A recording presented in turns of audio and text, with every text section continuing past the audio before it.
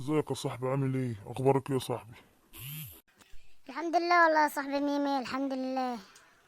يا صاحبي، الست بتاعتي عرفتني ومكانش عايزة تخليني انزل الشارع. ده نزلت منها بالعافية يا شيخ. ايه الحريم دي يا شيخ؟ ده قرفتنا. والله يا صاحبي الله يكون في عوننا على الستات اللي معانا دي الست منهم عايزانا نقعد جنبيها، مش عايزانا ننزل الشارع خالص. تقولش عايزة تحبسنا وتربطنا جنبيها كده، مش عايزانا ننزل الشارع خالص يا صاحبي ولا نشوفه.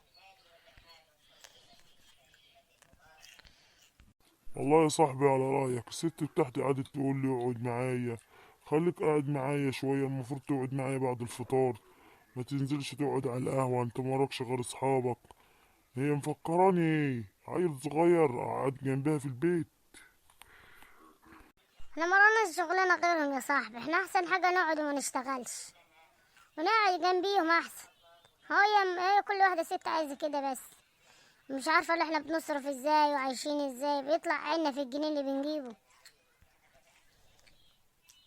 والله يا صاحبي، احنا الستات بتوعتنا دول ربنا يهديهم. احنا يحمدوا ربنا علينا، يعني احنا بناخد اجازة كل جمعة وبنقعد معاهم. انت بتقعد مع الست بتاعتك وانا بقعد مع الست بتاعتي. اما الستات التانية يا عم، من حقهم يتكلموا مع جوازهم. والواحدة تقعد يقول له جوزها وتطلب مني يقعد معاه يوم واحد حتى في الاسبوع. لكن في رجالة ما بتقعدش خالص يا عم مع الستات بتاعتها. لا اجازة ولا غير اجازة، مقضيين حياتهم كلها في الشغل وبره. وبعدين يا صاحبي فكك منهم بقى، الست بتاعتك والست بتاعتي. هو يستكتروا علينا الساعة اللي بننزل نقعد على القهوة احنا وانت؟ هما بيستكتروا يا صاحبي الساعة اللي بنقعدها مع بعض انا وانت يا صاحبي. مش عايزيننا نقضي ساعة حتى مع بعض برا، بنقعد برا بنوشي العيال. بعد ما بيعرفش يقعد وياخد راحته كده، العيال على طول بتتخانق وبتعمل صوت في البيت، والواحد ما بيعرفش ياخد راحته كده. وبعدين الواحد مش هيتحبس يعني يا صاحبي على طول كده، بيحب ينزل الشارع ويفك عن نفسه. فعلا والله يا صاحبي، الواحد بيبقى مخنوق وقاعد في البيت. وبعدين بنحب ننزل نفك عن نفسنا يعني.